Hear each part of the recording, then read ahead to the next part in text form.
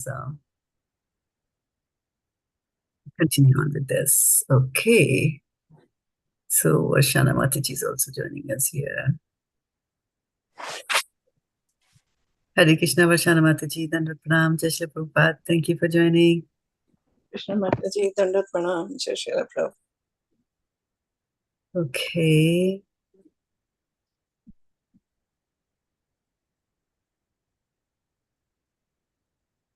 So I'm just, we are broadcasting this on Facebook. I'm just going to double check and see whether it went through properly there. And then we're going to get started here.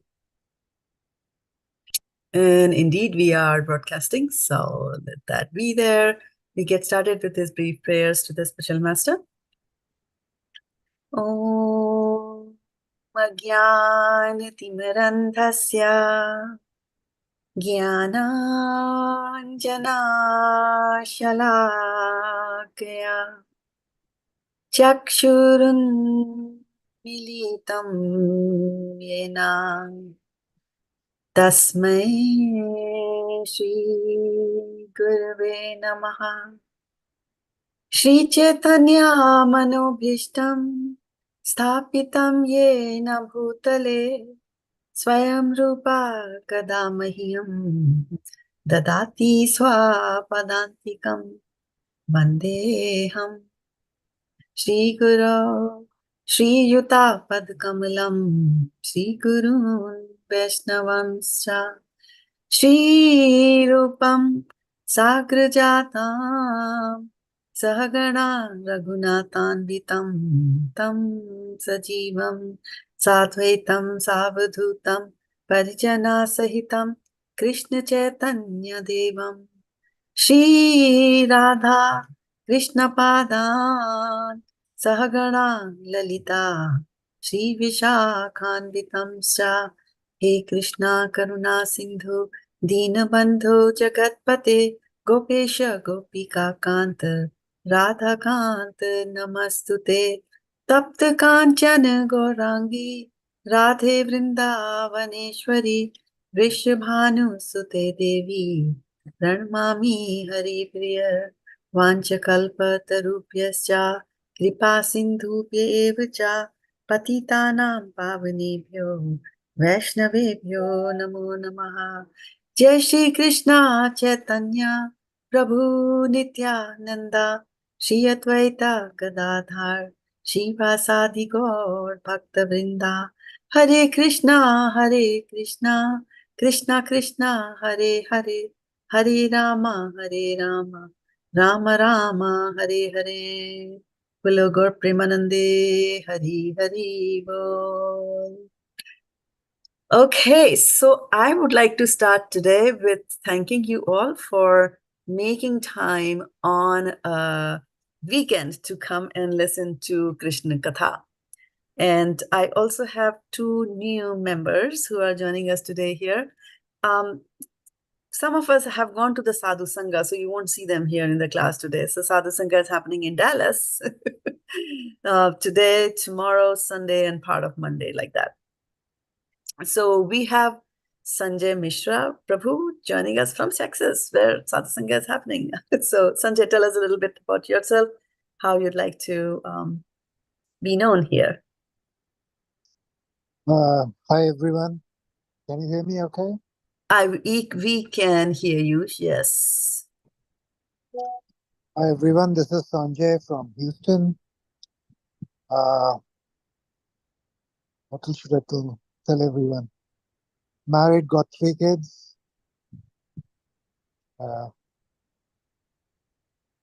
Yeah, that's Okay, all. good, thank you. And Deepika Govindrao, as you see, she's actually Devi Kumari Devi Dasi, disciple of His Holiness Gopal Krishna Goswami Maharaj. But tell us about yourself, Mataji. Hare Krishna Mataji. Sorry, I didn't change my name. I have to change. Yeah, thank you, Mataji, for letting me know about the class. Actually, you have told me about this class before also. And I tried to connect, but somehow we couldn't communicate. But things happen when it has to happen. Now, fine. That's true. I'm Yeah. connected. Yeah. Yeah. like your lectures. So whenever you speak, there is a reflection of self-realization in your lectures and statements. So it feels just that you have realized those practices and then you are putting in front of us. So because of that reflection, I mean, it reaches people's heart and my heart, and it gives the strength that we can also practice and realize the same. Awesome. Thank you. Welcome. Vaishana Mataji, you'll have to introduce yourself to the rest of us. She's one of my longest, attendees of these classes. I think we have been having them for close to 10 years now, easily. Yeah. Hare Krishna Mataji, Dandat Pranam, Jai Srila Prabhupada. I'm Shraddha-devi Dasi, and because of her grace Shraddha Mataji, I came to Krishna consciousness. She is the actually key behind my coming to Krishna consciousness. She has shown me the way, and on every step, she has been holding my hand and bringing me. Otherwise, I had no qualification to do that.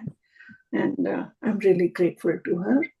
And presently, I'm in USA, Atlanta. But before this, basically, I'm from Pune. Dandat Pranam, Jai Srila Prabhupada. Jai Srila Prabhupada. Thank you so much, Mataji. Thank you so much once again for joining us on Zoom, as well as those devotees who are watching us on Facebook and as well as on YouTube. So the format of this class, for those of you who are joining us new, is that it's very open structure. I would speak, I'll pick up a verse. We are right now reading the 6th chapter of Bhagavad Gita, and we started with chapter 1, going verse by verse, doing one verse every day. So that's how we did. In between, we also stopped and tried to go to some other scriptures as well, but then we very quickly came back here because we missed Bhagavad Gita so much. So we take one verse every day, and it is not necessary that I will just speak everything. And it's a very, very interactive sessions. These sessions are very interactive, and you can also stop and ask any questions. And then there is no question which is like, oh, this is such a rudimentary question or things like that. Whatever doubts that you have, sometimes you have doubts not related to this the verse that we are talking about. And so I do have a formal session at the end, which is 15-minute session, and where you can also post your questions there. So without much ado, let's get started. So we are doing chapter number 6, which is Dhyana Yoga, right? So what do you understand when we say Dhyana Yoga? What do you understand from that term, Dhyana Yoga? What is yoga?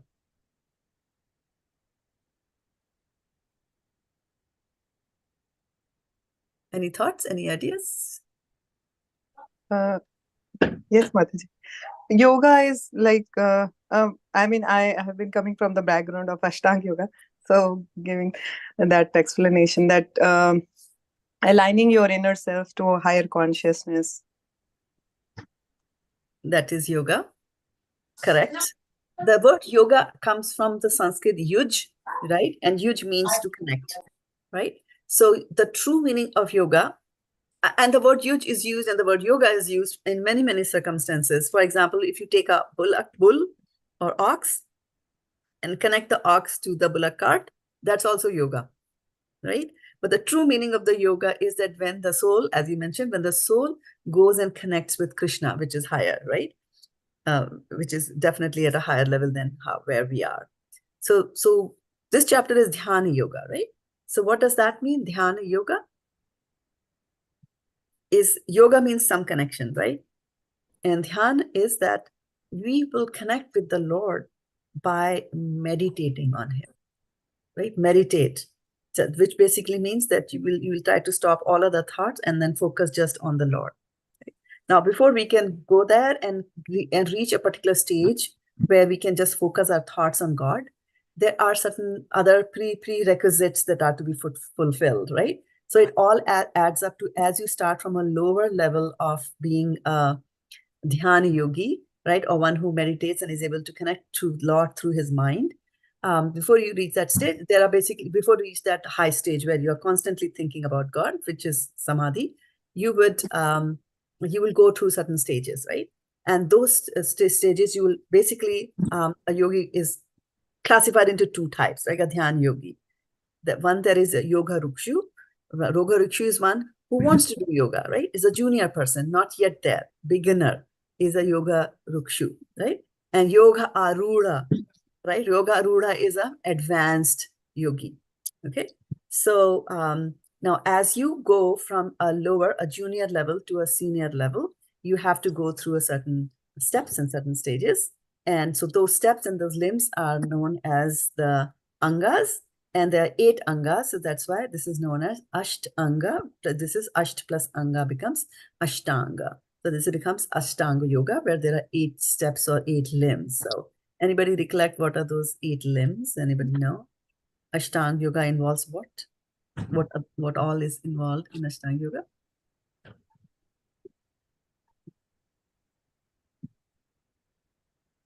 See, I had, so let me bring up that picture again over here for you. Shraddha-devi Dasi Mataji, do you remember? Krishna Mataji. Yes, Mataji. Give me a second. Tell me the 8 limbs. Yes. I'll give you all the 8 limbs. Okay. Yes.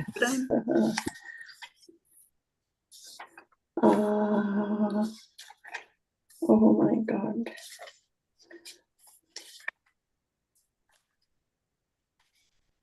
Sixth chapter. And Okay. yes. Chapter, yes. You're in the right chapter. Mataji, yam, niyam, asan, pranayam, dharana, dhyan, samadhi. Yeah, pranayama, pratyahara, dharana, dhyana, samadhi. Okay, so what is yam and niyam? Mataji, I won't be able to tell you correctly, maybe. So yam is yam will be the discipline that you incorporate in your life when you're dealing with other people. Okay, so what are some of the things that you will keep in mind that when you're dealing with other people to make you a better person? When we're dealing with other people. Mataji, I personally feel that I will take care of their requirements also, and I will go by the rules and regulations which are established by our acharyas and are written in the scriptures. So I will follow that, and I will try and describe. If you're following certain rules and regulations that the scriptures have laid for you, then that has got something to do with you, right? Yeah. I'm talking about in relationship with others. Yes, first of all, I have to develop the relationship with kindness and love towards others. Correct. So you will do kindness and love, right? And could there be certain things that you will not do to others? Yeah, that does not, it should not hurt them in any case. In any way, right? Because you will not hurt them, you will not insult them, you will not kill them. Yes. Right? So yam basically takes care of these things that we will then win with relationship to others, right? I'm not going to kill a person, I'm not, right? And then that is yam. Niyam is your internal purification, right? So what sort of internal purification can we do, right? Just for us, for ourselves. How do we purify ourselves? By chanting the holy name of the Lord, only we can purify ourselves from internally. Yes, by chanting the holy names of the Lord. That's one way that you can purify. Hare Krishna, Hare Krishna, Krishna Krishna, Hare Hare, Hare Rama, Rama Rama, Hare Hare. Okay, so that's one thing. You'll chant the holy names. What else will you do by in order to purify yourself? Anybody else can also answer if you are doing anything to purify yourself internally. Mataji, cleanliness inside and outside. Don't worry. Cleanliness inside. What is internal cleanliness? What does that So mean? basically, the 5 things: kam, krodh, moh, mat, matsarya, that is In the grass. anger, greed, jealousy, ego. So working on all those things, because everything just starts from there. Right. So how will you work on those? So doing your sadhana every day is like What is sadhana? What is sadhana, sadhana? which is given to you by your spiritual master. So one sadhana, one guru, like that. You keep moving on one path, and eventually you will. Okay. Get So what will be sadhana in English means practice, right? So the guru gives you certain things to practice. One of them, Parshana Mataji already told, that you will chant the holy names of the Lord, right? That will purify your mind. So purifying the mind basically means getting rid of all the lists that you make, 2 more cookies. right? Yeah, the mad, matsara, all that, right? Kam, krodh, lobh, mad, mastar. But how will they go away? How do you think they will go away? What will you do that they will go away? In addition to chanting, what else can you do? So 4 regulative principles which has been given to us. And what are 4 regulative principles? So no meat eating, no intoxication, no illicit sex, no gambling, and chanting your rounds properly, attentively. Attentively. And there's one more you're missing. Very big one that you do, all of you. You have Association with devotees. to associate with the devotees, right? And as an activity that you will do is that you will read the scriptures, right? And which is what we're doing right now. Right? We have been doing it every week, that we read the scriptures, right? We should first know what the scriptures are, right? And the sad part is that in today's world, our kids do not know what the scriptures are. They will not know. They do not know our legendary figures. Who ask them who's Bhishma Pitama, they will not know. Right? So it's very important to start at a very young age and bring up the kids in such a manner that they are aware of this cultural heritage and they make it a part of their life and make it a part of the sadhana. Right? So so there was yoga rukshu stage, right, where person is beginning. So we said we'll do yam and niyam, right? Okay. And then what is the next one in the 8 limbs? There's yam and niyam. Varshana, what is that? You have the list, right, with you?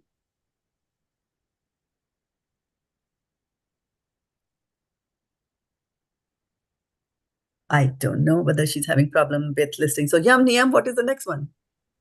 Yam, niyam, asan, pranayam. Asana. Okay, Sanskrit, not Hindi. Okay, asana. What happens in asana? What do you do in asana? Mataji, you go to a secluded place and then you put the kusha grass and then the soft cloth and then the skin of the deer, and so that no insects can come, and then it should not be too high, not too low, and it should have a balance, and then you can meditate on that is asana. That is not asana as it is meant in the 8 limbs of yoga, right?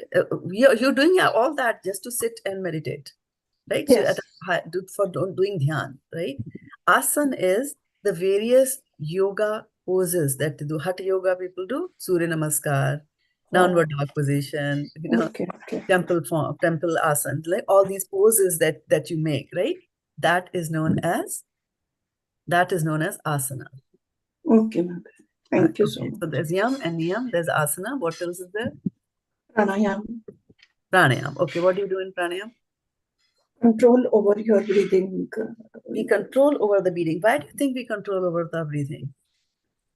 Why do you have to control our breath?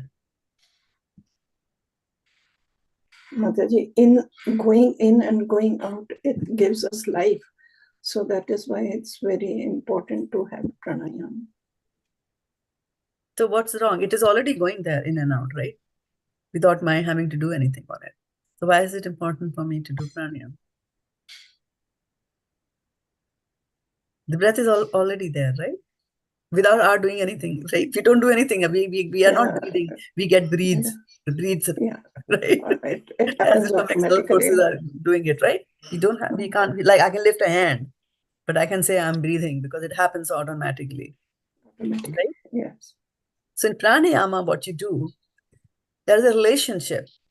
For example, suppose you are on a phone, right? And you're talking to somebody, and that person continuously starts to insult you, right? And starts shouting at you. What happens to your breath? It goes higher. It goes faster, right? Okay. Now, on the other hand, if you are on the phone and somebody comes and says, okay, some military aeroplanes have been sighted, they're going to come and drop a bomb on the city where you are. What happens to your breath? That time also it goes faster. Faster, right? So what is happening is that the moment somebody says that aeroplanes are coming to drop a bomb, your mind starts churning thoughts. Mind is a factory of thoughts, right? It'll start churning thoughts one after the other. And those thoughts have an effect on your breathing. So there's a connection between our breath and our mind, right? So our mind controls our breath and vice versa also. That by controlling your breath, you can also control your mind, right? And since Dhyan Yoga is all about controlling the mind, so as one of the steps of the 8 limbs of yoga, you will do pranayama, okay? Where you do... Basically, we can say that it helps in controlling the mind. Controlling the mind, yeah. Each one of this limb is going to go and help you controlling the mind. Why do asanas, the hatha yoga, why do asanas help you in controlling the mind, right? For a still mind, you need a still body. Right? Now, if you remember, Vachana Mataji, when you and I were young, and if we were sitting in the class or even sitting at home on a chair, and if we were swinging our legs like this, what did our parents do when they saw us doing that? They used to tell us not to do it. Why? Right? Why were saying it was such fun? It was so much fun to swing the legs, isn't it? Why do the parents tell you not to do that? Because when your body is not unstable, your mind will also be unstable. So in the Vedic style of living, it's all about stabilizing your mind and not letting Maya control your mind, right? So that's why our parents used to tell us, not to swing our legs like that, right? But these days things have changed. No, you can't tell your kids what to do and what not to do with their body, right? Okay, so then there is, so each one of these steps in the 8 limbs is going to have some impact on you. Okay, so then what is there? What is the next one? Pranayama? Dharana. No. Before, after pranayama, there's one more step that you go. Dharma, dhyan, samadhi. No. After pranayama. Okay, count me the 8. How do you come to 8? I think I have missed one, Mataji. Yam, niyam, asan, pranayam, dharana, dhyan, samadhi. Yeah, before dharana. Yeah, before dharana, there is pratyahar. Pratyahar, correct. Right. And what is pratyahar? Pratyahar is eating much more than required. No. Pratyahar is basically you withdraw your senses. Okay? You withdraw your senses from the object of the senses.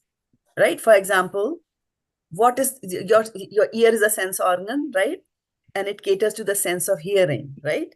So what does your ear hear? The ear hears sound, right?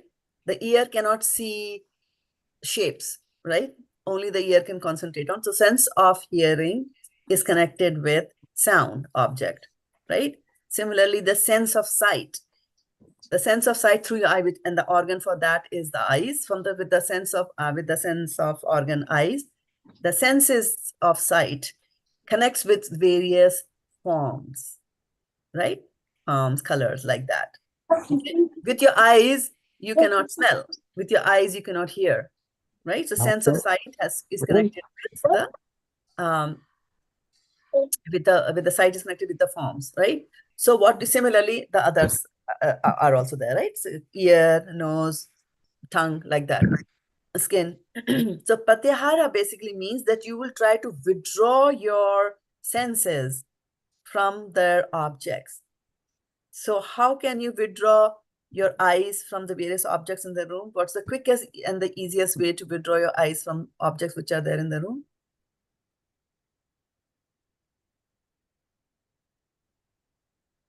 Which is the easiest way? Come on, work with me. To not look at it.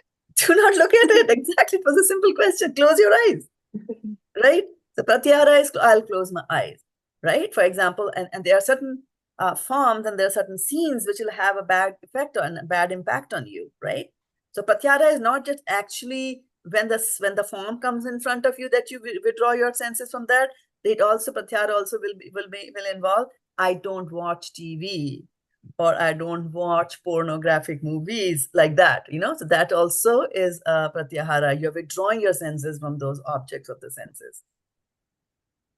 Okay, so that is there. Okay, and then after that, then Mataji, this can be withdrawing your senses from the objects.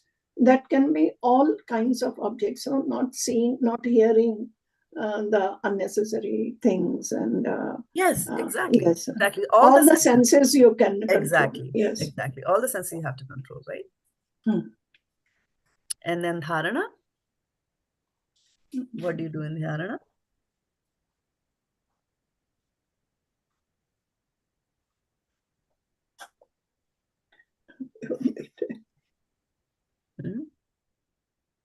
Dharana is where you will start to focus on the 6 circles, 7 circles that you have, the energy points that you have in your body.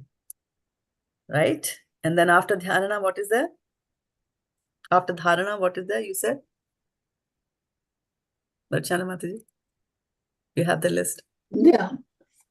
After dharana, what do you do? Dhyan. You will meditate. Dhyan. Right. Right? And then, so what is the difference between dhyan and samadhi?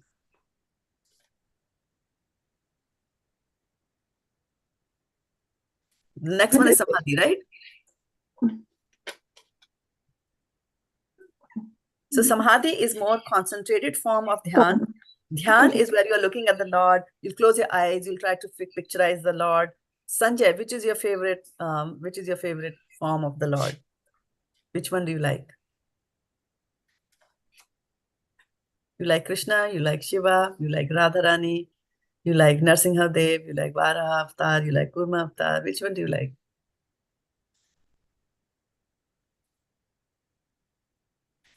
Say Shiva. You like Shiva, right? So then you will meditate on Shiva. You will close your eyes, you look at Shiva, right? And look at and concentrate on his various things. Or you will listen, or you'll try to remember Shiva's pastimes, right? His stories, his Ashutosh, his pastimes with Banasura, Maya Danav, and all that. You'll do that. That is dhyan, right? So you're trying to concentrate on, and then also you'll try to visualize Lord Shiva sitting in the Kailash Parvat. Start with his feet and start slowly going all the way up and trying to remember and focus with your eyes closed. You'll try to remember Shiva, right? So that is dhyan. And then samadhi. In samadhi, what happens is that you are completely absorbed. You will be completely absorbed in Shiva and you'll not be thinking about anything else. So samadhi is a concentrated form of dhyan that is there, right? So these are the 8 limbs of yoga. And so in the beginning of this, beginning of the chapter, we talked about that, from a low level or a junior level, one can go up to a higher level, right? Which is from Roga Rukshu to Roga Rudha stage. And while we are doing that, you will be practicing these 8 things, each 8 limbs you will practice. You might not be very successful at doing dhyan in the beginning. You might not be even successful doing hatha yoga, which is yogic postures. Somebody says stand on one leg, we fall down, right? So it's not very easy even to do the asanas because the mind is constantly oscillating here and there for us, right? But with suitable practice, we'll get to that, right? So in the beginning of this chapter, what Krishna has said to Arjuna is that as one progresses in devotional, yoga, in dhyana yoga, as in the line of meditation, a person has to, do certain things and not do certain things. For example, he should give up all his material desires, right? He should practice this Ashtanga yoga that is there, like that, right? So in the beginning, you will be doing all these things. And then as you progress, right? After you progress and get over this state, then only you will be able to go and do the higher things, which is dhyana, dharana, like that, right? So we should be in a stage where, we're drawing our senses, we are not indulging in those, we are balanced in our life, and then we can go and start to meditate on the Lord, right? And while you're trying to meditate on the Lord, one of the things that Krishna said, that you have to be a brahmachari, right? You cannot be a grahastha to do that. And then you focus your eyes on the tip of your nose. You sit in a place, like you mentioned, you sit in a place which is a sacred place, which is neither too high nor too low. You get some kusa grass from somewhere. You put a deer skin. I don't know from where we are going to get a deer skin, right? And that deer should have died naturally and not somebody you go and shoot and get the skin, take the skin off like that. So there's so many do's and don'ts. And the reason Krishna, while speaking the Bhagavad Gita to Arjuna, talks about dhyana yoga is not necessarily to tell Arjuna all about dhyana yoga and saying like, okay, here, this is what you should do. Krishna has an ulterior motive over there. And what Krishna wants to tell Arjuna is to make him realize how difficult it is, especially in this age, to do dhyana yoga. Right? So till verse number 22, we had talked about, right? 32, we had talked about, okay, a person who is advancing in yoga, he sees gold and he sees a pebble as the same. He sees friends and he sees enemies as the same, right? How easy is it to see a friend and an enemy the same? Is it very, very difficult? Very difficult, right? So he's just, telling him all these things because Dhyana Yoga is not for Kali Yuga. Dhyana Yoga is for the Sat Yuga, right? But he's telling him there just so that, okay, I'm telling you, this is one option. Now you figure it out, right? But ultimately, what is Krishna's ulterior motive in Bhagavad Gita? What does he want Arjuna to do? In the beginning, we talked about Sankhya Yoga, right? In chapter number 2, we talked about Sankhya Yoga, then Jnana Yoga. Then we talked about Karma Yoga, right? And now we're talking about Dhyana Yoga. But what is it that he really wants Arjuna to do?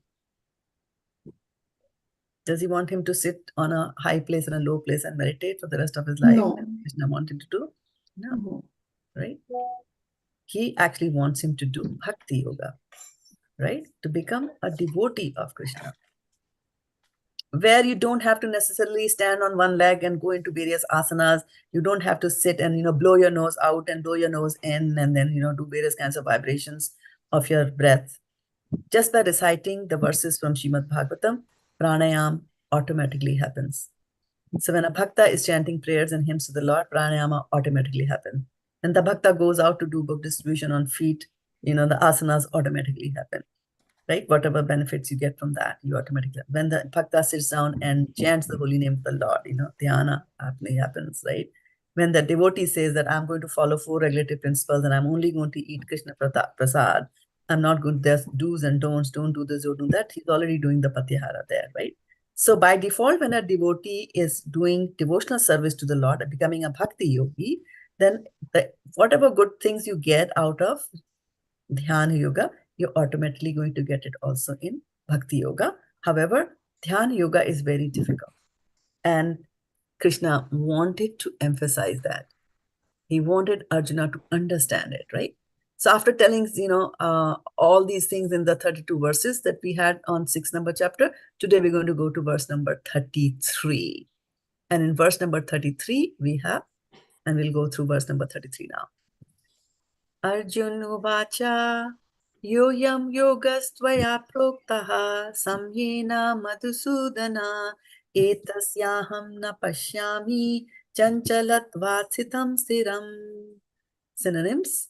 Arjuna uvāca, Arjuna said, yah ayam, this system, yogaḥ, mysticism, tvayā, by you, proktaḥ, described, sāmyena, generally, Madhusūdana, O killer of the demon Madhu, etasya, of this, aham, I, na, do not, paśyāmi, see, cañcalatvāt, due to being restless, sthitim, situation, sthirām, stable. And translation by Srila Prabhupada ki jai. Arjuna said, O Madhusūdana, the system of yoga which you have summarized appears impractical and unendurable to me, for the mind is restless and unsteady. There you go. Did Krishna meet his purpose? What he was trying to tell Arjuna, did he achieve his goal?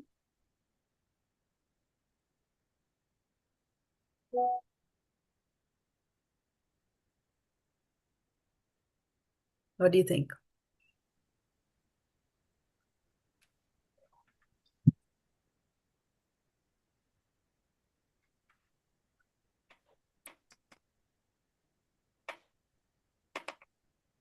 Unmute yourself and share your thoughts.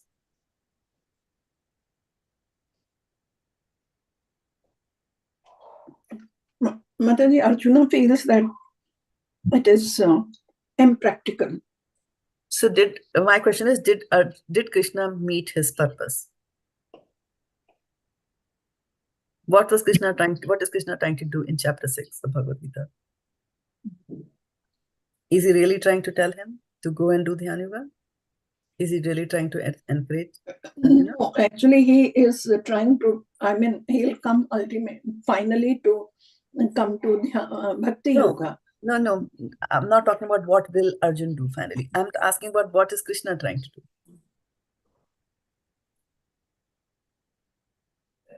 He's giving him the options, I feel. Giving him the options. All these things are there. The options he has given. But then for this particular, I just now said a little while ago that Krishna does not want Arjun to follow. So the aim of Krishna in chapter 6, Dhyana Yoga, is not to encourage Arjuna to follow Dhyana Yoga. Right? And my question is, after reading this particular verse, what do you think? Did Krishna achieve his purpose? Yes, he achieved his purpose because... He achieved his purpose, exactly. That's the question and that's the answer. Yeah, he achieved his purpose because Arjuna has already started saying that I do not. I think this is very, very difficult what you're trying to say. Right?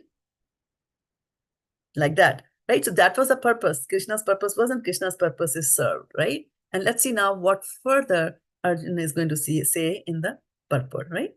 Already he's saying, the system of yoga you have summarized, it appears very impractical and unendurable.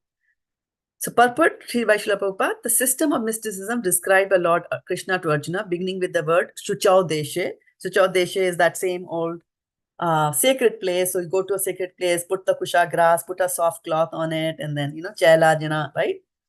And ending with yogi paramaḥ, which is the very last verse, verse number 32, is here being rejected by Arjuna out of a feeling of inability. It is not possible for an ordinary man to leave home and go to a secluded place in the mountains or jungles to practice yoga in this age of Kali. The present age is characterized by a bitter struggle for a life of short duration. People are not serious about self-realization, even by simple practical means, and what to speak of this difficult yoga system, which regulates the mode of living, the manner of sitting, selecting of place, detachment of the mind from material engagements, etc. As a practical man, Arjuna thought it was impossible to follow this system of yoga, even though he was favorably endowed in many ways. He belonged to the royal family and was highly elevated in terms of numerous qualities.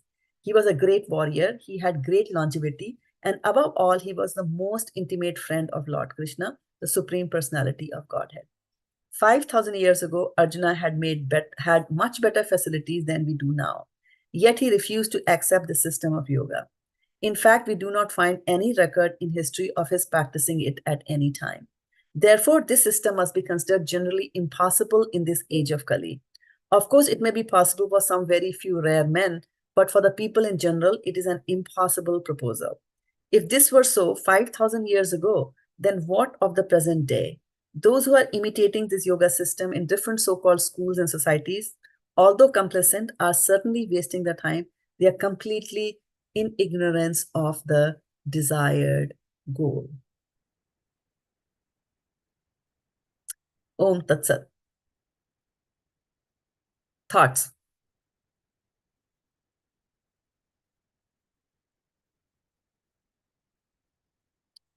What did you gather from the purport?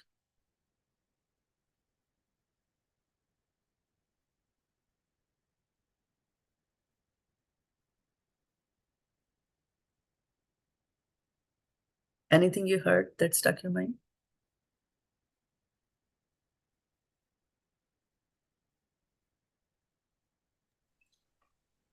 Motherji, one thing very important which I felt that which Arjuna has told Krishna. I mean, he expressed himself to Krishna that it is not possible. One thing, that I cannot do it and it is not practical. Means he was very truthful towards Krishna. Very good. He was very, very truthful, right? And in the purport, Prabhupada says that Arjuna was endowed. We know Arjuna is a great warrior. We know Arjuna is so smart. We know Arjuna can control things. He's Gudakesh. He had controlled his sleep, right? He knows how to control things. But now here he's saying it's so difficult to control the mind, right? And if Arjuna is saying that it's difficult for him to control, what to speak of us, right? And we have to remember that this conversation between Arjuna and Krishna is happening in which yuga? Satyuga? Treta? Which one? Dwapar. In Dwapar, right? And in which yuga are we living now? Which yuga are we on? Kali Yuga. Kali Yuga, right? So in Kali Yuga, things have deteriorated. And if you want to know how much things have deteriorated in the Kali Yuga, we'll take you to Naimisharanya, a place near Lucknow in Uttar Pradesh, where close to 5,000 years ago, after Krishna had departed, about 200, 300 years after that, the sages had sat down, right, in Naimisharanya to do a lot of yajna, because they knew that Kali Yuga is coming, it will be very bad. So they sat down to do a 1,000-year yajna. And so they did it. And their faces were black with soot. Everything was there. Big yajna pits were there. And they put all these things, all the samagri in that. But they did not get the joy or the desired results of the yajna, right? So then they call out to Shaunak Rishi. And they call out to, Suta Goswami. And they tell him to, tell us that, we are doing all this because Kali Yuga is coming, the bad Yuga is coming, time is going to be short. So, and how do we know time is short in Kali Yuga? I'm going to bring up a verse from Srimad Bhagavatam, right? It's on the first canto itself. And it very aptly describes our lives in Kali Yuga. Okay. And that is from Srimad Bhagavatam, first canto, first chapter, verse number is 10. So let me bring up that verse over here. So this is the head of all the rishis who were sitting, rishis and munis who were sitting, priests who were sitting down to do the yajna.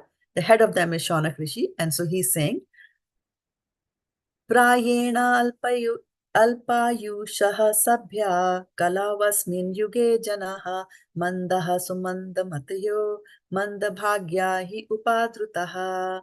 The translation is, O learned men, in this iron age of Kali, men almost always have but short lives. They are quarrelsome, lazy, misguided, unlucky, and above all, always disturbed. Question: do you agree that this describes our life? Do we have short life? Yes or no? Unmute yourself and tell me. Yes. Yes, okay. Are we quarrelsome? Yes, our mind is always quarreling with thoughts. Okay. Are we lazy? Yeah, to quite an extent. Okay. And why do you say to quite an extent? After coming to Krishna consciousness, the laziness a little bit has gone away. Well, if I look at my parents' lives, right? My parents both were in the line of education, father professor in a university, mother in a school. And they would come home at 2 o'clock and then go to sleep, get up in the evening, do prayers, cook food, go to sleep. 9 o'clock, go to sleep. Then get up early in the morning, go to school, like that, right? And then I didn't like that life. And I said, no, I like a 9 to 5 job. So and they were horrified at that thought, but I thought it was very cool. And so I joined a 9 to 5 job, which then slowly, as I moved through various companies and as decades after decades after decades started to, expire, then what happened is that my 9 to 5 job became 9 to 6. Then the 9 to 6 job became 9 to 6 plus some calls in the night. Then the 9 to 6 became 8 to 6 plus some calls in the night. And now it's like, oh, we gave you a cell phone, so you should be available all the time. Right? So Sanjay, how is life in your side of the world? You go at 9 and you come, you're not speaking on mute. Unmute yourself. Exactly what you explained. and to add to the fun, I was supporting global teams, so different countries, different time zones. Sometimes I'll wake up at like 2 o'clock in the night. Right. To speak to someone in Africa or whatnot. So yeah, I agree with you. Yeah. So if you look at the situation, then we are actually not lazy. We're working harder than our parents, right? Yes. Yeah. Right. And our parents had 4 kids, grandparents had 6, 8, 10, 12, like that. And we are like, oh, 1 kid more than I can't take care of 2. Oh my God, my head is reeling, like that. We are not lazy at all. We are working harder than our parents, right? So when this verse says that they are lazy, it doesn't mean that they're lazy by way of the work that material work that you do. We are lazy in devotional service. Yes, Activities like devotional service. Like you say, yeah, Mataji, like you say, getting up in the morning, you see, this is something we feel, let me have another 10 minutes sleep. And that 10 minutes usually goes to 15, 20. Exactly. Yeah. Exactly. Yeah. That way we are lazy. We are lazy, right? So we are lazy we are short-lived. So how long did people in Dwapar Yuga live? What was the expected life? Thousands years. 1,000, yeah. In Treta? In Treta, I think it was 10,000. 10,000. Yeah, 10 times. It increases 10 times. 10,000. What about Satyuga? 10 times. 10 times. Okay. 100,000. 100,000, right? Yeah. So when you hear stories which use the word that Maharaja Sagar sat down and he did tapasya for 60,000 years, or Ravana did tapasya for 10,000 years, sometimes we are ignorant of the fact that they are people from a different yuga. They have different kinds of bodies, not like ours. Every yuga, the body is also different. And so we will then say that it is a myth. So these Indian stories are not myths. We have to be very, very careful of using the word myth. This is not mythology. This is history. It is Puran. It has happened. It happens, right? So we need to have that faith like that. The Britishers did a lot of damage to our culture by calling all these things, but it's not like that, right? Our scriptures are not mythology, period. Like that, right? So, so definitely as compared to 100,000 years and 10,000 years, even 1,000 years, now people can't even live up to 100 years, right? If they reach 80, that's a big thing. So we are short-lived, we are quarrelsome. So when the quarrel comes in the Satyuga, what happens is the fights used to happen still. Human beings will fight. So the fight used to happen between Devtas and the Asuras, Sur and Asuras, right? So Devtas used to fight with the Asuras. The fight used to happen between 2 different planets. Asuras live in another planetary system. Devtas used to live in one planetary system. They would go here and there and fight, right? After that, when the next yuga comes, the fight will happen within the same planet, like Earth. But the fight will happen between 2 countries. For example, in the Treta Yuga, Ramchandra ji came. So India and Sri Lanka, like that, so different 2 different countries like that. Then comes the next one, right? That is Dwapar. So in Dwapar, what happens is it'll be within the same country and it'll be in the same kul, right? For example, cousins were fighting in Mahabharata war, right? So it's in the same bigger family, but between the cousins. Now, here in Kali Yuga, they are saying quarrelsome. The reason for that is the quarrel happens within the immediate family. Husband and wife will fight. Son and father will fight. Son and mother will fight. Mother and daughter will fight. Brother and sister will fight. Like that. Right? So, that is what it means that we are quarrelsome. So, we should short-lived right? We are quarrelsome, we are lazy in devotional service, right? And then it said we are misguided. So what is the meaning of misguided? Who is misguiding us? I mean, we are smart people, right? The misguidance comes from you go to the internet, you go and find out something, and there are so many people, and anybody with any qualification, any background can go and publish things on the internet. So you are exposed to, so many things, and especially small kids, that they can be completely misguided, number one. Number two is that there are so many pseudo gurus, right? False gurus are there in Kali Yuga, right? Who today we hear about, they become so famous, they have got channels on the television and things like that, and then 6 months later, they are in jail, right? They have been misguiding the people all along, right? And then above all, right? So all these things happen to people in Kali Yuga. Above all, they're always disturbed. So what are the ways in which you are disturbed in life? Tell me. Please share. But be careful. We are on Facebook. Yeah. What do you think are our disturbances? What disturbs our mind? When the desires don't get fulfilled, we are disturbed. Concrete. Yeah, concrete example. Give me a concrete. Yes, you are right. But give me a concrete example.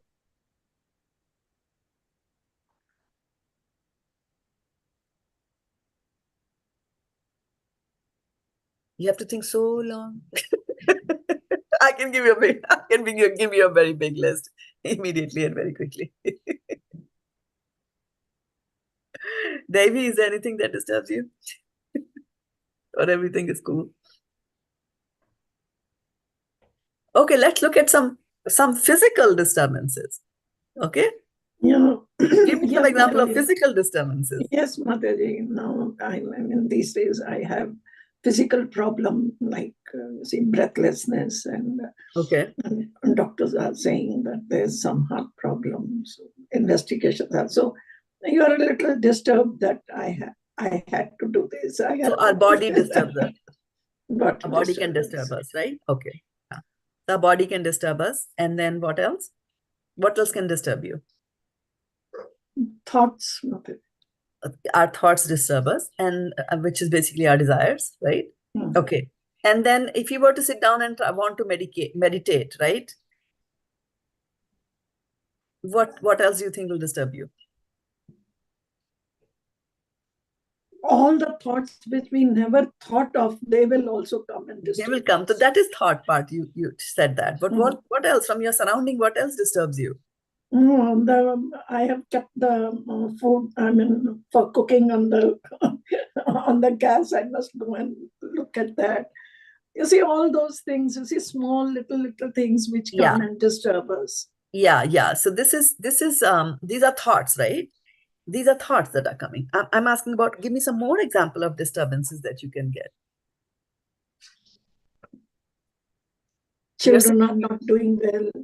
That is a thought. That is also a thought. That is a thought, right? How else can you be disturbed? If you want to sit down and close your eyes and not think of anything else, how else can you be disturbed?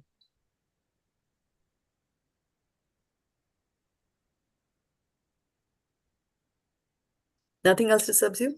What about your cell phone? No. Is that a disturbance, Sanjay? Does it disturb you? Yeah, it disturbs at times. Not at times, most of the time. Most of the times it disturbs you? Yeah. Right? But at the same time, Mataji, phone is useful also for us, like you see. That is fine. But does it disturb you? Can a phone disturb you while you're sitting down to meditate, right? Unless you put it on off mode, right? You put it off, switch it off, right? And then the moment you switch off the phone, then the mind will get agitated. Like, what if there's an important call that is coming? What if I miss it? What if if people need me immediately, right? So, and especially when you send some good wishes or something to somebody, whether that person has read it or not. Yes, whether that person. So you go back and check 6 times whether did they read my wonderful text or not, right? So the important thing to keep in mind over here is that we have to think about Arjuna's sincerity, right? Arjuna was being very, very sincere and very, very honest, right? And in devotional service, it is very important to be sincere, right? And the sincere, Guru Maharaj tells that story. From where does the word sincere come? So the word sincere comes from Latin word san siore, right? San means without, and siore means wax. In Latin, it means wax. So the question there is, oh, what has sincerity got to do with wax, right? Mombati, that mom, right? So what happens is that in the world of sculpture, right? And we know that Roman had very nice architecture, nice, beautiful sculptures were made, right, in the medieval times. So what used to happen is that these sculpture merchants, they would come and they would have a nice statue carved and they would go and sell it to the rich people, right? Now, marble is expensive. And as the person is sculpting it, if the person is not very is not very skilled craftsman, then he doesn't know how to apply the right amount of pressure to the hammer as you go chiseling on the marble. So sometimes what happens is just because they put a little extra little extra pressure on the hammer, then there are cracks that will develop on the statue, right? Now, stone is stone, right? That's why they say etched in stone. So now the crack has developed. What do? Either you throw it away and get another piece of marble with no guarantee what this guy is going to do, right? So what they used to do was, whenever there was a marble statue and which had these kind of defects, then they would take wax and they would put those wax inside the cracks, right? And then sell it, right? But then come summers, what would happen? The wax would melt and the cracks will appear like that, right? So that's a falsehood, right? That's not a good way. That's cheating, right? So san siore means without wax. So they used to say, oh, this statue is san siore, which means doesn't have any wax. A very good craftsman has done that. So there is no falsehood involved, that I'm not covering anything at all. I'm not trying to hide anything at all. And that's why we say Arjuna is so sincere. He's not hiding anything from Krishna. He's openly said that this system that you have told me seems to be very impractical. How can I do it? And who could be more practical than Arjuna? Like that, right? So he says that. And then in the 3rd chapter of Bhagavad Gita, we had read where it said that, a person who from outwardly he sits down, right? But he pretends to be, meditating and being a devotee, but internally all kinds of nonsense are going in his head, right? So that's not the right thing to do. Okay. So, however, a mind is a mind, and I've been always telling you that for the last 1 year, is that our mind gets agitated. Our mind will start doing work, which basically means just to keep on generating thoughts, right? For example, when somebody insults us, right? When somebody insults us, how do we feel? Very bad. Very, very bad, right? And after the insult is after they insult us, what happens the next day, the next hour, the next 4 hours? What happens?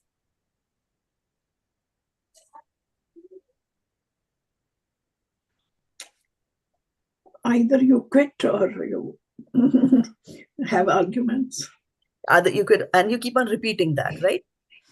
If I insult somebody, then next day, as you go to sleep, next day, as soon as you wake up, those thoughts will return, right? And the next day, and the next day, and the next day. And those thoughts can make you act.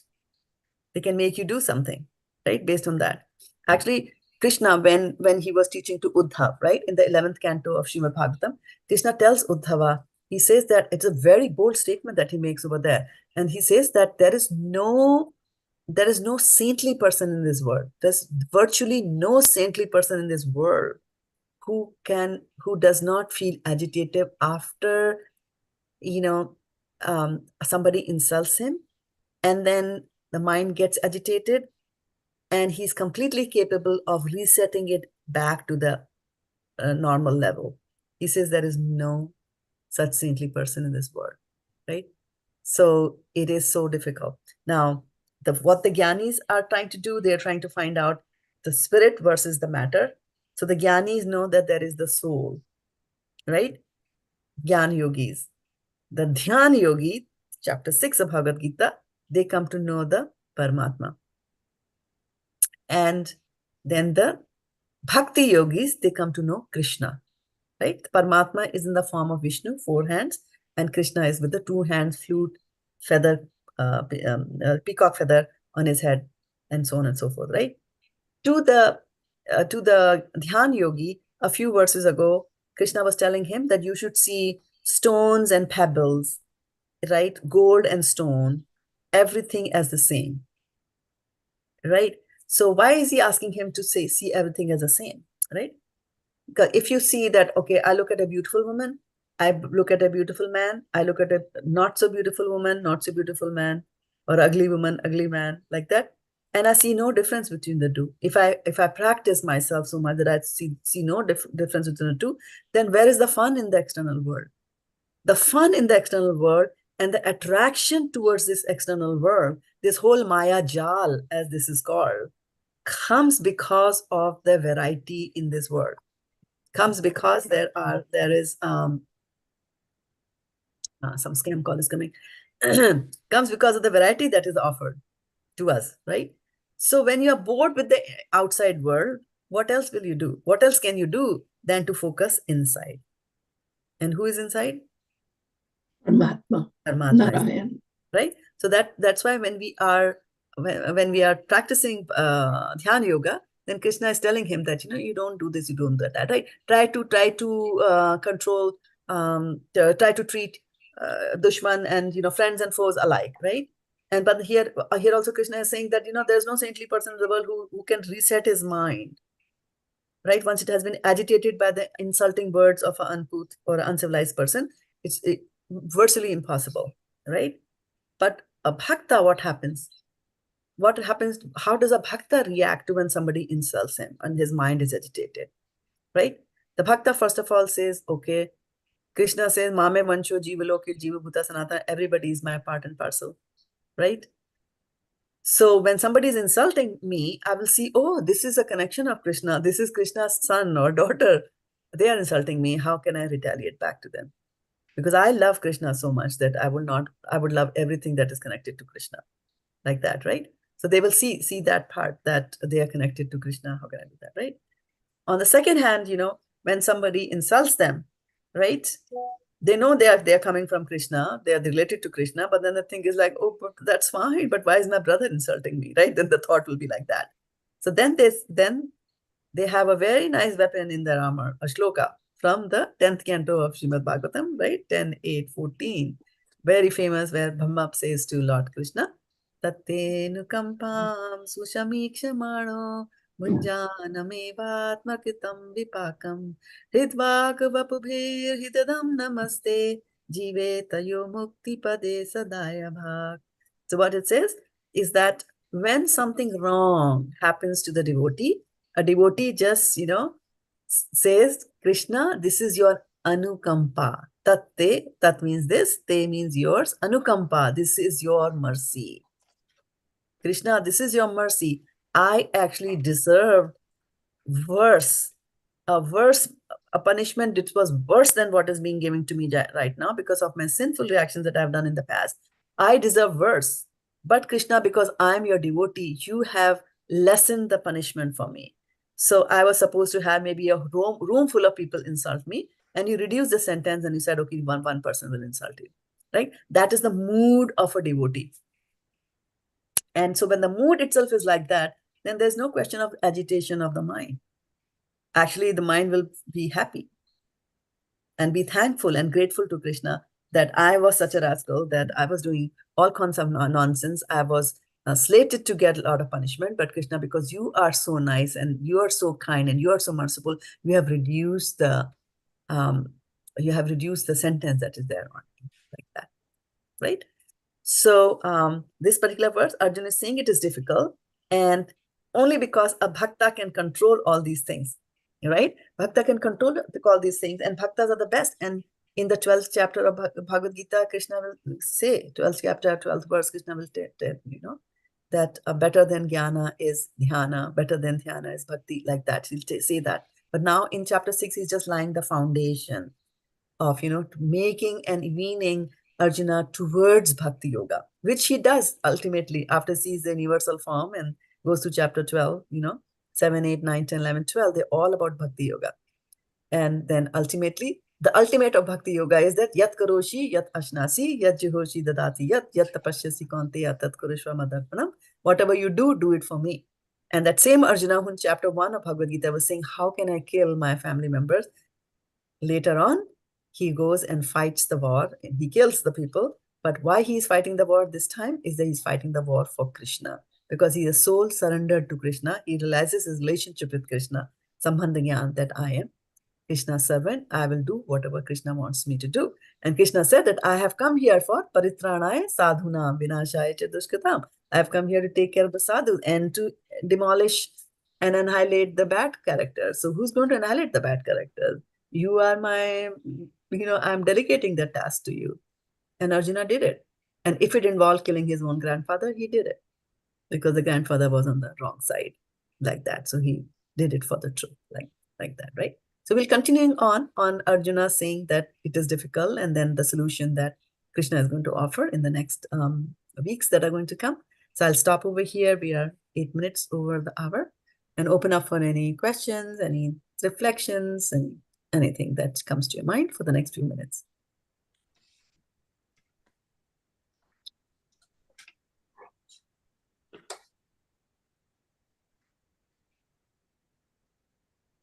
Anything that you heard today?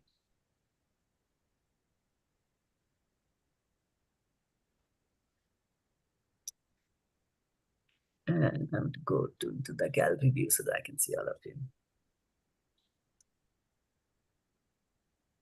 Give me one word that you heard today. Any one word.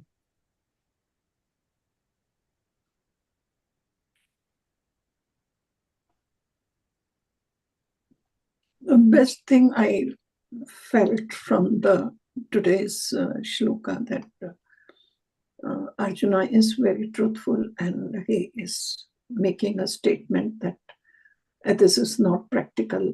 Though we always are scared to tell our seniors, but he is not, you see, he told point blank that Very nice. I don't think it is. Yes, point blank, honestly. Yeah. Sanjay, anything you heard from the class today? Anything not necessarily related to this verse. We had a long class. Anything that just stuck your mind, or any question you have, you can ask anything. I know it's still sinking in, so sorry. Nothing is coming to mind? Our mind is restless all the time. There's no doubt about it. Of course, with bhakti yoga and by studying the scriptures till now, and with the guidance of acharyas and guru and shiksha gurus, you see, we have been able to control to quite an extent our mind. If somebody says something which is not palatable, and we really feel it's okay, let it be. I mean, you are in the habit of forgiving others, but forgiving is okay. But forgetting becomes a little difficult, Madhuri. How to control that situation? Actually, if forgetfulness is not coming, that means we have not forgiven completely. Okay. Yeah. So because always they say forgive and forget, right? Yeah. First we forgive. Unless until you have forgiven 100%, you cannot forget. You see? I see. Yeah. And then the question to ask is that why is the mind so restless? We say that mind is restless, right? So we have to go to the root cause. Why is the mind restless? Hey, Rupal, thank you for joining. We are actually wrapping up the class. The class starts at 6 and ends at 7. But I'm glad you could catch the tail end of it. So why do you think the mind gets restless? Give me some examples or some situation. Any one of you can give me the example of a situation that made your mind go restless. Mataji, I have mentioned it to you before also, that because of my health, you see, I want to go through, read Bhagavatam once again. So that desire, you see, I start it, then again it stops. I start, again it stops. So my mind gets restless. How to get into regularity? Okay, so that is the reason of your mind going restless, is the health reason, right? Health is not good, and want to complete Bhagavatam, not happening. That makes the mind restless, right? Good example. Any other examples? Anybody else can give an example, or you all have perfectly peaceful minds, and I'm the only one with the restless mind. I think attachment to materialistic desires can. Give me an example. Give me an example of what makes your mind restless. For example, yeah, just as she mentioned, like if she has a desire to read Bhagavatam, right, and she's not able to do same way. If you have some other desire, and if you are not able to control your mind, then it can cause restlessness. Yeah. So the question here is that what causes the mind to be restless? And I'm looking for concrete examples. So one concrete example Varshana gave us, that because of health reasons, she's not able to complete Bhagavatam and her mind goes restless because of that, right? I'm looking for more concrete examples. Example can be anything, like you may want to buy a house, or you want promotion, or so that's two concrete examples, right? I want to buy a house, I want to get a promotion, I want to finish reading the Srimad Bhagavatam, right? These are the reasons the mind goes restless. And if you have noticed the commonality, and I think you also alluded to that, Rupal, is that I want. Yeah, yes. Right? So the more you come there and say, I want, then you will have, your mind will be restless. Okay? For example, suppose there are two people who are standing for election in the country of Tanzania, right? Will you be restless? Not that much. No, because it doesn't relate to you. It doesn't relate to you, right? So it doesn't relate to you. So there's no I connection with the I is not there. There's no I want this. The moment you know somebody in Tanzania and he's your candidate, then the restlessness will come. Why? Because the I want has come into it. So the mind gets restless because of our desires. Right? Now there are two kinds of restlessness of the mind. There is a material restlessness. There can also be a transcendental restlessness. It's okay to have a transcendental restlessness. It's a good thing. Like in the case of Varshana Mataji, her desire to read Srimad Bhagavatam is not a material desire. It's not at the same level as a restlessness that I will get into if I want to buy a Ferrari car. Don't have the money. Now I have to earn the money. Not getting promotion. All that, right? And of course, once you buy the Ferrari, it has its own set of, very something. What if it's involved in an accident? What if, somebody hits it, steals it, like that, So there are transcendental restlessness, and then there is a material restlessness. Okay. So how will these material desires go away?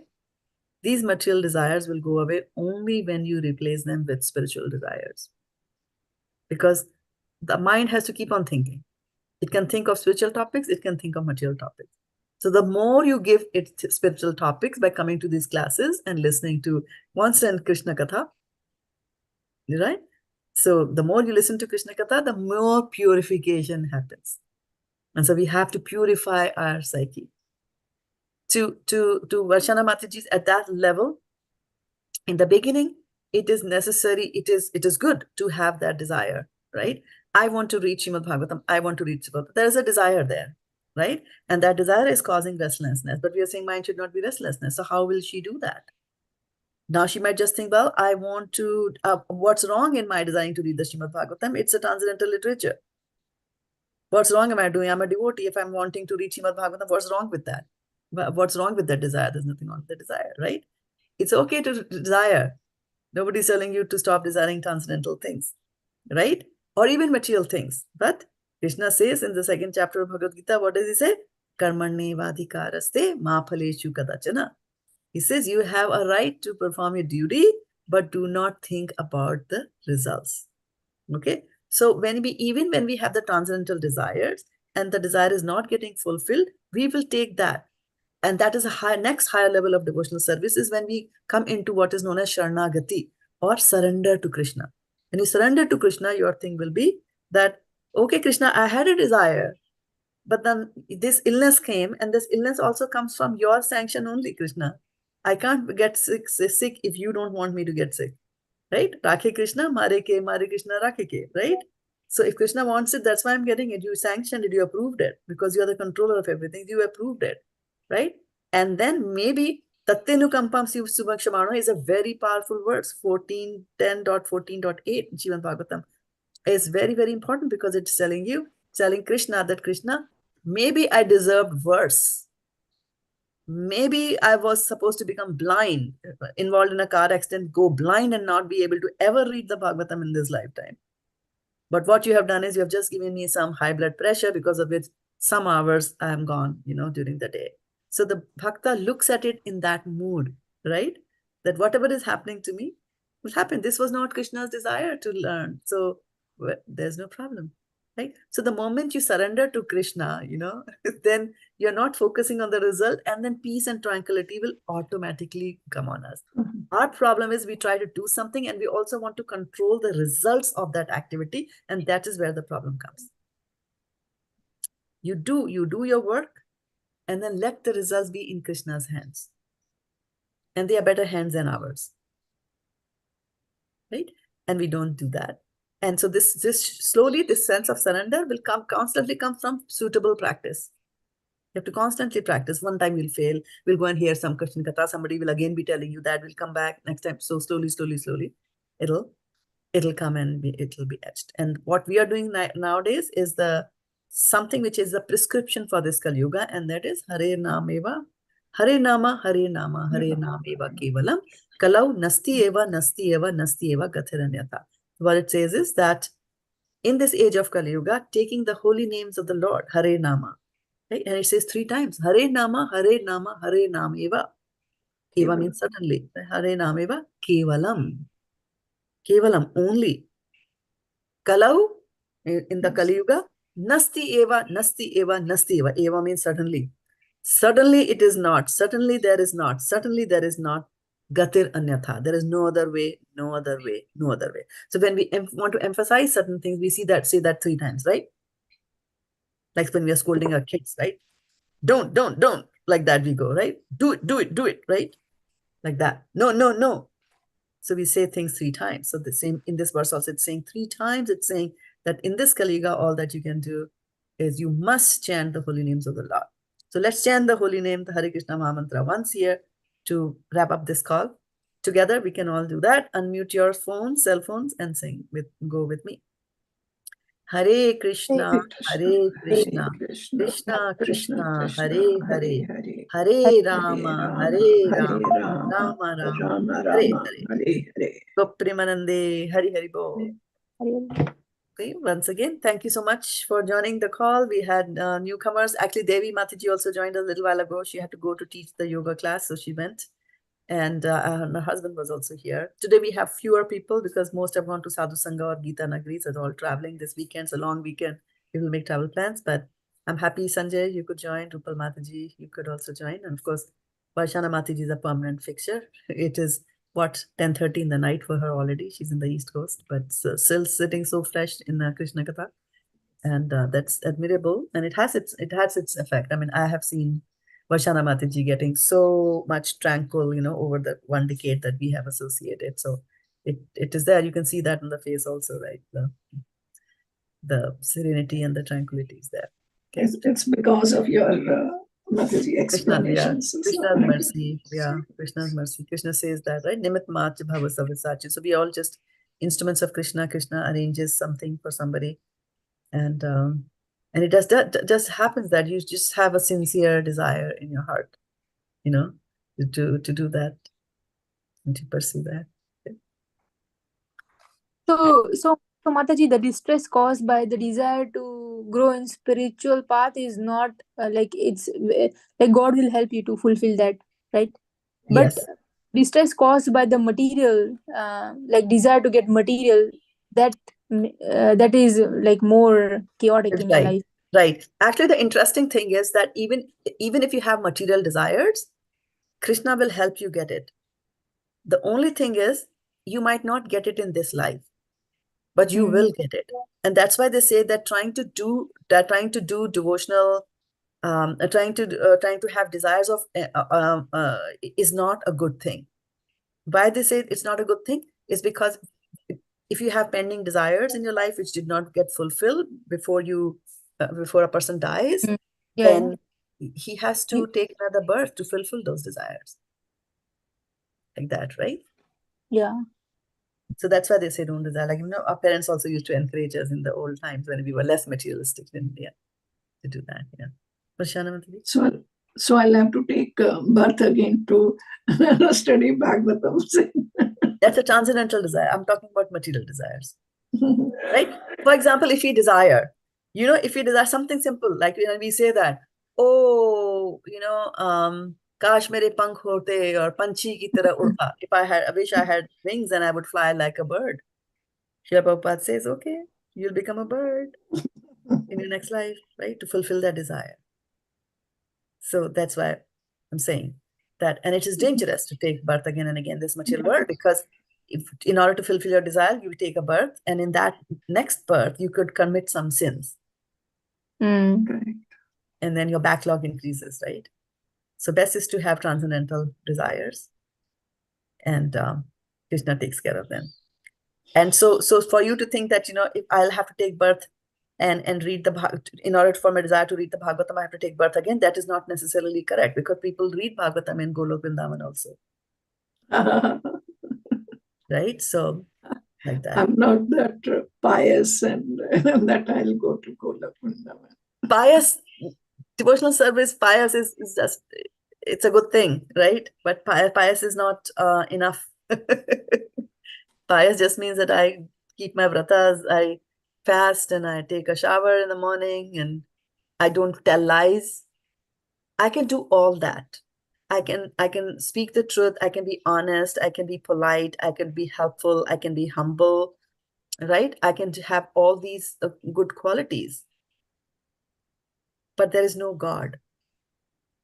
Yeah, that is of no right? use. So I can be pious. I can take a shower, but there's no God in me. So I'm doing charitable work, right? Pious. So you'll get a birth in a better planet where you will enjoy. But when the credits are exhausted, you'll come back again here. So best thing is here to do our launch, right? To do our devotional service with such a great force that we achieve what is known as the escape velocity. You know what is escape velocity? Right? That if you take a ball and you throw up in the air, it comes down, right? You throw it with a bigger force, it'll go a little higher, but it'll come down. But if you push the ball up there with such a force that the force with which you sent it out is more than the force with which the earth is attracting it, the gravitational force, then it'll go out of the orbit or go out of the gravitational pull. And, that's how satellites are launched. So that velocity with which, it won't come back is known as escape velocity. So that's what we need. We need an escape velocity to push us out of this cycle of birth and death, which is happening in this Brahman, in this universe, right? So with our devotional service, our devotional push should be such that it pushes us out of this material world and into the transcendental world. That velocity is the transcendental escape velocity that we should be focusing on. That there. That's nice. Yeah. So aim for that. Anything else before we call it a day? It's late in the night. Very nice, Mataji. Very nice. Very nicely explained. Not having desire. Not having the desire. Yeah. Not having the desire. Yeah. When Prahlad Maharaj, now we just finished Narasimha Chaturdashi, right? On Tuesday. So Yes. when Narasimha Dev appears for Prahlad Maharaj, right? And this is God's reciprocation. If you want to know, will God do, to protect his devotee, Hiranyakashipu asked, where is God? He said, God is everywhere. Prahlad said, God is everywhere. And then Hiranyakashipu says, okay, is he in this pillar also? He said, yes. And then he said, okay, fine, I'm going to kill your God there. He takes his mace, gada, and then he hits the pillar. And guess what comes out of the pillar? So Krishna, just to keep the words of his devotee, did that, right? So he loves his devotees so much. And then finally, he comes, kills Hiranyakashipu. Then Prahlad Maharaj prays to him. Krishna is Narasimha-dev is pacified, and then he says, "Okay, ask whatever you ask." And then Prahlad Maharaj prayer. Then he says, "The prayer that I have is that in the core of my heart there should be no material desires. In the core of my heart there should be no material desires." That's what he is praying. And why did he pray that? Why did he pray that? Because he was not dealing with material issue. Yeah, but the fear is always there because we are in this material world. The desire can for the benefit of all the people, he prayed that, right? For the benefit. No, for the benefit of the people, he just said that, I won't go out. I don't want to go back. I want to come back again here. I don't want to leave this escape velocity and go and live with you wherever, you are. He wanted to take care of that. That was second point. But the first point he said was, there should be no material desires in the core of my heart. Because that's the most dangerous thing. Yeah, because his father was materialistic. Okay. Yes. His father is materialistic. Not only that, his father is materialistic. Your father could be spiritual also. Ajamila was the son of a Brahmin. He himself was a Brahmana, right? And then what a great materialistic desire came in his heart, right? So that fear is always there, and it's a very good fear to have. It's a very good fear to have, that I am a devotee. Yes, I'm pursuing devotional service, but oh Lord, please let not these material desires come and hit me. And it can hit very quickly, without knowing, they'll quietly come, right? Yeah, was meditating, right? Saurabh Rishi was, Subharu Rishi was meditating, like that. So material desires, we should practice being satisfied with what we have got, and say that, okay, this is what Krishna wants. Because the mind will get agitated, right? Mind will get agitated when your plan is going in this direction and you realize that Krishna's plan is going in this direction. There will be clash, always orthogonal, there'll be clash like this, right? But if you align your plan to Krishna's plan, but Krishna is not going to align his plan for you, for your plan, because he knows that's not good. He knows all the things that we plan are useless, right? We can see that, right? All the nice innovations that we have all have a side effect of some sort on us. That, So Prahlad Maharaj was incarnation of he was like incarnation of Narayan. Narayan. Okay. Am I right, Mataji? No, and Narasimha-dev comes from Krishna. Oh, Narasimha-dev comes from Narasimha-dev comes from Narayan. Yeah. I was just trying to think if Prahlad Maharaj was incarnation of. No. Prahlad Maharaj is not a Vishnu Tattva. No, Mataji. Narasimha-dev was from the Narayan, no? Yes. So that's what I'm saying. Narasimha-dev is incarnation of, Krishna. And from Krishna, Narayan comes. Yeah. For Prahlad Maharaj, they say that, he was actually from the Vaikuntha planets. He just came here in this pastime of Krishna, to teach to all of us how we should behave, right? And he was such an exemplary person, right?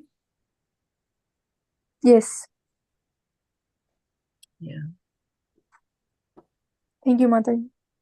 Thank you, sir. Okay, thank you for joining. We'll meet again on Sunday morning at 6:30 a.m. Pacific time, which will be 9:30 for you, Varshana Mataji, and it'll be 8:30 for you, Sanjay, if you would like to join. We'll be taking up one verse from Bhagavad Gita, and we'll learn how to pronounce it. We'll practice that, and then we will take as a homework how to memorize that words. And you have the whole week to try to memorize, right? Some people memorize very fast. Some people might take a month to memorize. That's fine. The idea is to get familiar. Whatever little we memorize here, that doesn't go out of the memory. Even if we die, that half a verse, if we memorize, that half a verse will remain. And in the next birth, when we read the Bhagavad Gita, the first half will be easy for us to memorize. The second half, we will then spend some energy on that. That's how it goes. So the beauty about actions and attempts done in devotional service, they do not exhaust themselves with death. They will carry forward. So our bank balance, our cars, our bungalows, our children, wives, spouses, they're all left behind when we die. The only thing that we carry with us are these devotional credits that we have accumulated in our lifetime. So let's do the best investment. Best investment. Google can go up and down. Apple can go up and down. Microsoft can go up and down. Oracle can go up and down, right? BP can go up and down. The stocks, I don't know whether you have stocks for that or not, but devotional service stock is always rising. Right? And there is all gain. Yeah, all gain. I wished my brother for his birthday, and in return he says, "How's your sadhana going? I hope it's okay. Keep on going. Keep on doing it properly, huh? That only will go with you. Nothing else." There you go. Good advice. You got a good brother. Okay, so then I'll take your leave, everybody. Vanchakalpatarubhyasya kripasindhubhyev cha patitanam pavnebhyo vaishnavebhyo namo namaha gopremanande hari hari bol. Thank you, those of us on Facebook, YouTube, and on Zoom. We'll talk again on Sunday. From now till then, Hari